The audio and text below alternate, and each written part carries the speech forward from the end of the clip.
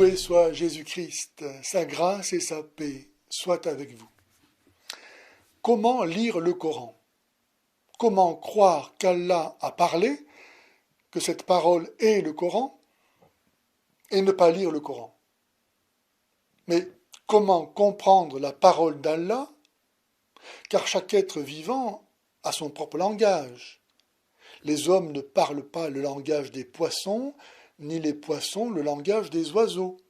Et Dieu seul parle le langage de Dieu.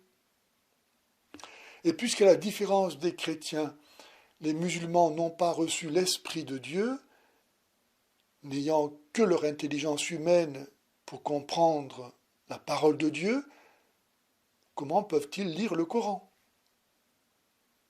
S'ils prétendent comprendre le Coran, cela signifie que les musulmans sont Dieu, car seul Dieu parle le langage de Dieu. Et s'ils reconnaissent qu'ils ne sont pas Dieu, alors ils doivent aussi reconnaître qu'ils ne peuvent pas comprendre le Coran. C'est ce que nous allons voir en écoutant certains musulmans nous expliquer comment lire le Coran. Par exemple, M. Tarek Oubrou, qui le 7 mai 2016 a été interrogé par Anne Sinclair sur Europe 1. Mais si, au fond, tout est affaire d'interprétation, qu'est-ce qui fait que la vôtre, qui est très libérale, est plus juste que celle de l'imam d'à côté qui dira le contraire? Avez-vous bien compris la question d'Anne Sinclair? Elle demande quelle autorité en islam garantit la bonne compréhension du Coran. Et voici la réponse de M. Tarek Oubrou. Ce n'est pas une question d'interprétation juste ou pas. Tarek Oubrou, d'entrée de jeu, refuse de répondre à cette question pourtant essentielle. Qu'est-ce qui nous garantit que vous comprenez le Coran? Il n'y a pas de réponse. Et en effet, alors que Jésus a confié son autorité à Pierre et en lui à ses successeurs, que sont les papes, en sorte que ce qu'il lie sur la terre est lié au ciel et que ce qu'il délie sur la terre est délié au ciel, Mahomet, n'ayant confié son autorité à personne, personne en islam n'a autorité pour parler au nom d'Allah. Rien que cela suffit à montrer que l'islam, n'ayant pas le moyen d'unir les hommes dans la vérité, ne peut pas non plus venir de Dieu. D'ailleurs, qui peut venir après le Christ, sinon l'Antichrist et le faux prophète? Aussi, M. Oubrou va-t-il essayer de se tirer d'affaire par l'esbrouf de l'accès à une intelligence supérieure qui l'autorise à dire « Ce n'est pas une question d'interprétation juste ou pas. » Ce n'est pas une question d'interprétation juste ou pas. Mais au-delà de ce qui est juste, qu'y a-t-il d'autre que ce qui est injuste?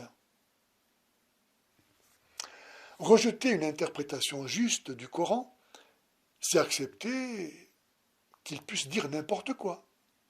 C'est reconnaître que le Coran n'a pas de sens et qu'il est donc un outil de mensonge et d'injustice. Le Coran et la tradition du prophète ne livrent pas une doctrine particulière, ni une doctrine sur la foi, ni une doctrine sur les pratiques. Eh bien voilà, pour ne pas reconnaître qu'il ne peut rien comprendre au Coran, ni surtout tenter de justifier les abominations qu'il contient, Tarek Oubrou, maître Estaquia, est capable de dire que le Coran n'a pas de doctrine particulière ni sur la foi ni sur la pratique. Autrement dit, il n'a aucun intérêt puisqu'il ne contient rien d'intéressant. Il est donc un pur néant. Ce faisant, Tarek Oubrou nie que le Coran soit, comme Allah le dit pourtant, l'exposé détaillé de toutes choses, où tout est consigné, et donc aussi la doctrine sur la foi et sur la pratique. Mais puisque Tarek Oubrou est au-delà de ce qui est juste, que lui importe si ce qu'il dit est juste ou pas? du moment qu'il sert l'islam. Le Coran et les paroles du prophète délivrent un ensemble d'informations datées et situées, parce qu'il y a une dimension historique des textes qu'il ne faudrait pas oublier. La valse continue. Si les musulmans sont musulmans, c'est parce qu'ils croient que le Coran est la parole éternelle d'Allah. Or, Tarek Oubrou nous dit que le Coran a une dimension historique. Si donc le Coran a une dimension historique, c'est qu'il n'existait pas avant le temps, avant l'histoire à laquelle il se rattache, et qu'il n'est donc pas éternel, car nous ne sommes pas dans l'éternité. Il faudrait savoir, être musulman, est-ce croire que le Coran est éternel ou croire qu'il est né avec le temps et dans le temps? Ah, j'oublie. En islam, il n'est pas question de savoir ce qui est juste ou pas. Il est seulement question de se soumettre à la terreur d'Allah et de ses serviteurs. Et pour traiter ces informations, il faut une doctrine. C'est comme dans les sciences naturelles et les sciences physiques. Pour comprendre le comportement de la matière ou bien le comportement du vivant, vous avez besoin d'une doctrine pour interpréter. Là, nous sommes en plein feu d'artifice. Pour interpréter les informations du Coran, il faut une doctrine. Il y a quelques secondes, il n'était pas question d'interprétation. Ce n'est pas une question d'interprétation juste ou pas. Mais maintenant, il faut interpréter.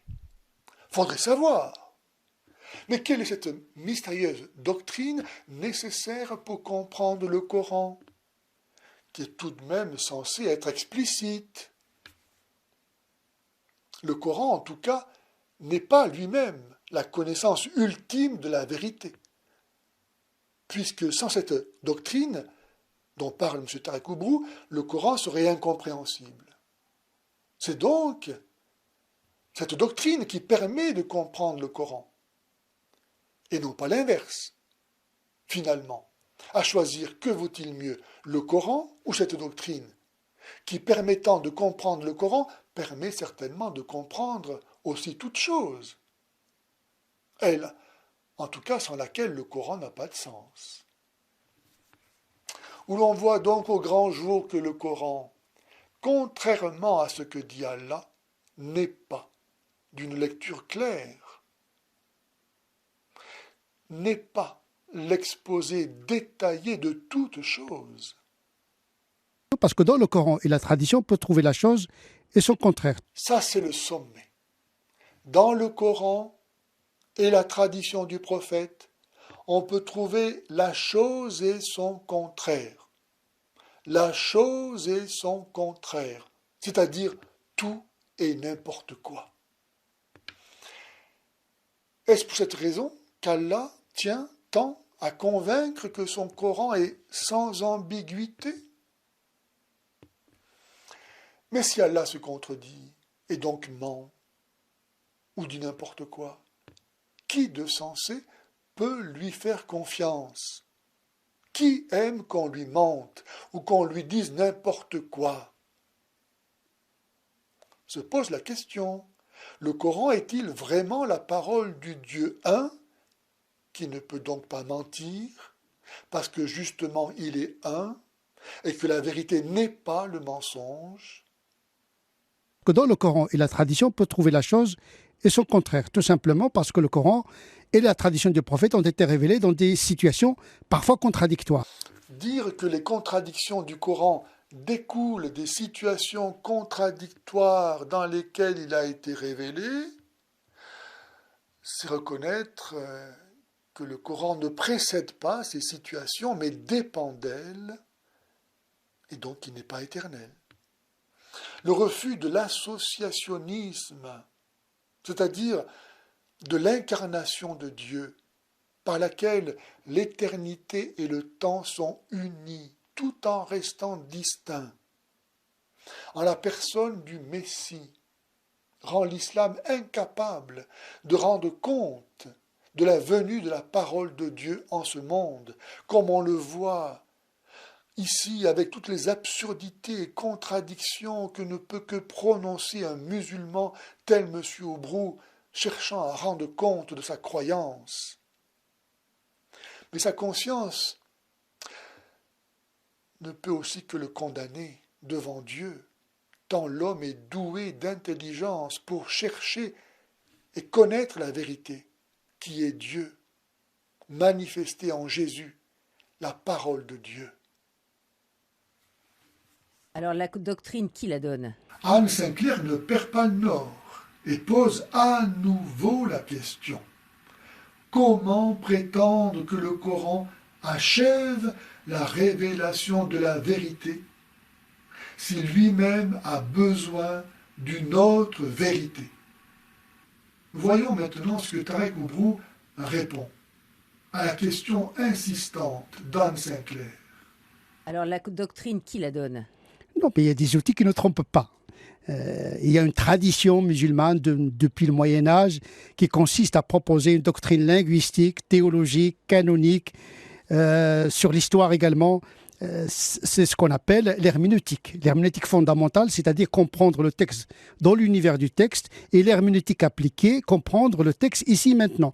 Ce sont deux épistémologies complètement différentes. Alors je vous pose ma question de manière différente. Qu'est-ce qui fait que vous l'interprétez ainsi et qu'un autre l'interprétera différemment? N'est-ce pas curieux qu'Allah, ayant donné avec le Coran la vérité parfaite et définitive, il ait fallu attendre le Moyen Âge pour le comprendre? Tarek Oubrou semble ne pas se rendre compte des conséquences de ce qu'il dit. Car si les outils forgés au Moyen Âge sont nécessaires pour comprendre le Coran, alors Mahomet, qui n'en disposait pas, ne pouvait pas non plus comprendre le Coran, et a donc menti en prétendant agir selon le Coran. Et à supposer que Mahomet ait eu la compréhension du Coran, c'est la tradition musulmane elle-même qui est convaincue du mensonge en nous disant qu'elle a gardé fidèlement l'enseignement révélé à Mahomet jusqu'à nos jours, puisque les savants musulmans du Moyen Âge ne la possédaient pas et ont eu besoin des outils conceptuels élaborés à cette époque par les mécréants pour comprendre le Coran, preuve qu'ils ne le comprenaient pas sans eux. Et pourquoi croire que les musulmans d'aujourd'hui comprendraient le Coran mieux que les musulmans du Moyen Âge qui ne le comprenaient pas? Est-ce que les musulmans vont continuer à faire confiance à des savants, qu'ils soient d'aujourd'hui ou d'hier, pour mériter le châtiment de ceux qui élèvent ainsi les savants au rang de Dieu? À moins que grâce aux sciences et aux techniques produites par les mécréants, notamment Internet, ils finissent par comprendre enfin ce qu'est l'islam. Qu'ils se rappellent bien en tout cas qu'Allah lui-même affirme qu'il est seul à comprendre le Coran, ce qui devrait les conduire à se poser quelques questions. Par exemple, si Allah est seul à comprendre ce qu'il dit, pourquoi le dit-il? Et tous les savants musulmans qui prétendent expliquer le Coran sont-ils autre chose que des imposteurs et Allah une idole qu'ils font parler? Bref, en dépit des gros mots et du charabia derrière lesquels Tarek Oubrou cherche à cacher son incapacité à répondre à la question d'Anne Sinclair, il ne réussit pas à la dissuader de la lui reposer pour la 3e fois. Qui comprend quelque chose au Coran? Le problème, c'est que les gens n'interprètent pas. Pourquoi est-ce maintenant un problème que les gens n'interprètent pas, puisque tout à l'heure ce n'était justement pas une question d'interprétation? Ce n'est pas une question d'interprétation, juste pas. Et maintenant c'est non seulement une question, mais un problème. Faudrait savoir. Mais probablement que comme il nous l'a dit du Coran, et influencé par lui, Tarek Oubrou est capable de dire tout et son contraire.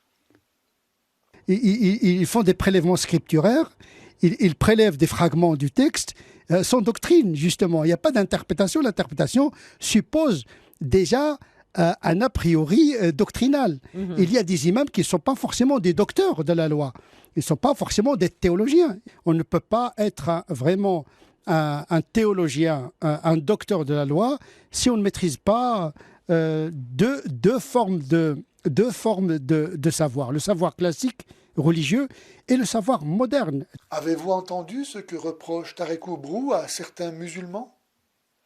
De citer des extraits du Coran sans doctrine, sans interprétation, sans a priori doctrinal. Mais d'où viendrait cette doctrine, cette préinterprétation, cet a priori doctrinal nécessaire pour comprendre ce qui est censé être soi-même l'explication de tout? Il ne le dit pas. Or, telle est la question que lui pose Anne Sinclair, et à laquelle il n'arrive pas à répondre, bien qu'il en confirme la pertinence, puisqu'il affirme ici encore l'existence et la nécessité de cette doctrine, dont il a nié au début de l'entretien qu'elle soit dans le Coran. Reste que si un docteur de l'islam ne peut être reconnu tel que moyennant sa maîtrise des sciences développées par les mécréants, lesquels se passent fort bien du Coran, preuve est faite à nouveau qu'il n'y a pas d'autre science et dignité, même en islam, que celle des mécréants, et que le Coran n'est donc pas l'exposé détaillé de toutes choses. Et de fait, le Coran n'a rien appris aux hommes qu'ils ne savaient déjà. Même les prétendus miracles du Coran ne se comprennent que grâce à la science des mécréants. Comment donc expliquer cet aveuglement? Sinon, en y reconnaissant une manifestation du combat spirituel, et donc invisible, qui se joue en ce monde, entre la lumière et les ténèbres, et dont chacun est le théâtre et l'enjeu. Telle est la raison d'être de l'islam. Détruire la révélation divine accomplie une fois pour toutes dans la mort et la résurrection du Christ, la parole de Dieu incarnée qui jugera le monde au dernier jour. Mais pour que vous ne croyiez pas que le discours de Tarek Oubrou lui est propre, sans vouloir trop allonger cette vidéo, voici la réponse de quelques autres personnalités musulmanes à cette même question: que dit le Coran? Ainsi de Rachid Benzine. Pour conclure, Rachid Benzine, quel est pour vous le cœur du Coran, son message essentiel pour vous? En tout cas, pour moi, le cœur du Coran, c'est d'abord la guidance. Et quand vous demandez la guidance, c'est que vous ne savez pas si vous êtes sur la bonne voie ou la mauvaise voie, et que Dieu doit toujours demeurer une question. À la question « Quel est le cœur du Coran ? Quel est son message essentiel ?», Rachid Benzine répond « la guidance ».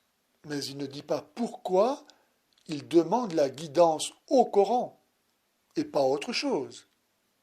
En quoi le Coran mérite-t-il d'être pris pour guide ? Il ajoute toutefois que demander la guidance au Coran suppose de ne pas savoir si l'on est sur la bonne ou sur la mauvaise voie. Quel aveu! La prudence, elle, demande qu'en cas de doute, on s'abstienne. Mais Rachid Benzine ne s'abstient pas et fonce dans l'islam, sans donc savoir s'il fait bien ou mal. Il agit littéralement en insensé. Et il termine par un mot qui se voudrait de l'humilité. Dieu doit toujours demeurer une question. Ainsi, de même qu'il ne sait pas pourquoi il demande à l'islam son salut, sa guidance, de même, il ne sait pas qui est Dieu, et il postule qu'il ne le saura jamais. Sous couvert, donc, d'exalter la grandeur de Dieu, il renie, comme tout antichrist, la révélation par laquelle Dieu s'est fait connaître une fois pour toutes en son Messie. La parole révèle ce qu'il y a dans le cœur de celui qui parle. Et si Dieu a parlé, c'est pour se faire connaître. Mais à la révélation hébrayo-chrétienne, Rachid Benzine préfère se fier à Allah, qui est inconnaissable et le restera à jamais, sans doute craignant trop de se montrer pour ce qu'il est. Or voici le jugement. La lumière est venue dans le monde, dit saint Jean, et les hommes ont préféré les ténèbres à la lumière, parce que leurs œuvres étaient mauvaises.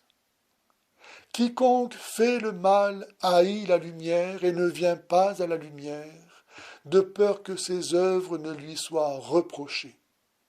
Mais celui qui fait la vérité vient à la lumière, pour que ses œuvres soient reconnues faites en Dieu. Et s'il y a eu des siècles d'écoles d'interprétation, c'est précisément parce qu'il était admis et convenu, non seulement que le Coran a une profondeur, mais également que personne n'a le droit de l'interpréter à votre place. Vous pouvez être conseillé, mais si vous prenez une interprétation, c'est votre responsabilité. Fantastique. Pour Idriss Aberkane, on peut faire dire ce que l'on veut au Coran. Tout est son contraire. Dans le Coran et la tradition, on peut trouver la chose et son contraire. Les mots n'ont donc pas de sens, ni les règles de grammaire, de style ou d'orthographe. Voilà bien exprimé, avec tout l'aplomb qu'il faut, l'enseignement du néant, la tromperie universelle, magique. Vous serez comme des dieux. Il vous suffit de le dire pour que cela soit. Mais où est l'infini respect dû à Dieu, si l'on peut se substituer à lui pour lui faire dire ce que l'on veut? On comprend exactement le sens des versets. Le texte reste tout le temps le même. On n'a pas le droit de changer le texte. Même la prononciation, ça doit être la même. La façon de prononcer, comme vous avez vu tout à l'heure, le temps de prolonger la lettre, ça reste la même. Mais la compréhension, ça change d'une personne à une autre. Parce que c'est des paroles divines pour l'humanité. Et chaque homme va comprendre selon sa capacité, selon sa situation. Ce professeur de Coran semble ignorer qu'en dépit de la suppression par le troisième calife, Othman, de toutes les versions du Coran autres que la sienne, il existe maintenant encore de nombreux et différents Corans, tel celui d'Ibn Masoud, qui ne comporte que 112 sourates et n'inclut pas la Fatiha, celui d'Ubay ibn Kab, celui d'Abu Moussa et de tant d'autres, utilisés pendant des siècles en Syrie, en Irak et ailleurs. Aujourd'hui, le Coran publié par l'Arabie saoudite et l'Égypte contient 6236 versets. Avec cette précision, ce Coran d'Othman suit la lecture de Hafs. Celui toujours d'Othman, bien sûr, mais publié au Maroc, suit la lecture de Vache, avec 6214 versets. Celui du Soudan suit la lecture de Al-Douri, avec 6204 versets. Mais ce n'est pas seulement le nombre, ni même l'ordre des sourates qui varie, comme dans le codex de Samarcande, daté de 654, conservé au musée Topkapi d'Istanbul, ou le codex de Londres, daté de 772, conservé au British Museum, ou dans ceux découverts en 1972 à la grande mosquée de Sahana au Yémen, daté des 2 premières décennies du 8e siècle, où manquent les sourates 27 à 36. Mais ce sont encore des variations textuelles et graphiques importantes qui les distinguent. C'est au point qu'après avoir étudié les manuscrits de Sanna, Gerd Rüdiger Puhen écrivit, je cite, Le Coran proclame qu'il est moubin, c'est-à-dire clair. Mais si on le regarde de près, on remarque qu'une phrase sur 5 ou à peu près n'a tout simplement pas de sens. Beaucoup de musulmans vous diront le contraire, bien sûr, mais c'est un fait qu'un cinquième du texte coranique est absolument incompréhensible. C'est ce qui est à l'origine de la gêne traditionnelle concernant la traduction. Si le Coran n'est pas compréhensible, si même en arabe on ne peut pas le comprendre, alors il n'est traduisible dans aucune langue. Voilà pourquoi les musulmans ont peur, puisque le Coran répète à plusieurs reprises qu'il est clair, alors qu'il ne l'est pas. Il y a là une contradiction évidente et très grave. On comprend exactement le sens des versets. Les conjectures proposées n'ayant jamais fait l'unanimité, le livre au sujet duquel il n'y a point de doute est la source d'une cacophonie d'interprétations que Saïd Boudiffi essaie d'évacuer en disant que l'interprétation varie d'une personne à l'autre. Ce qui est un énorme mensonge, musulman de plus, comme le savent tous ceux qui pensent que le Coran les autorise à quitter l'islam, alors que partout en territoire musulman, ils risquent d'être tués. Si ce n'est par la législation en vigueur, ce le sera par le zèle de quelque justicier qui aura interprété le Coran à sa façon. Et aucun autre musulman ne pourra lui dire que son interprétation est fausse, puisque ce n'est pas une question d'interprétation juste ou pas. Ce n'est pas une question d'interprétation juste ou pas. Et sans même vouloir quitter l'islam, le simple fait d'avoir proposé d'inverser le principe d'abrogation, en sorte que ce soit les versets prétendument pacifiques qui abrogent les versets appelant à la haine et au meurtre, cela a valu au Soudanais Mohamed Mahmoud Taha d'être condamné à mort et pendu en 1985.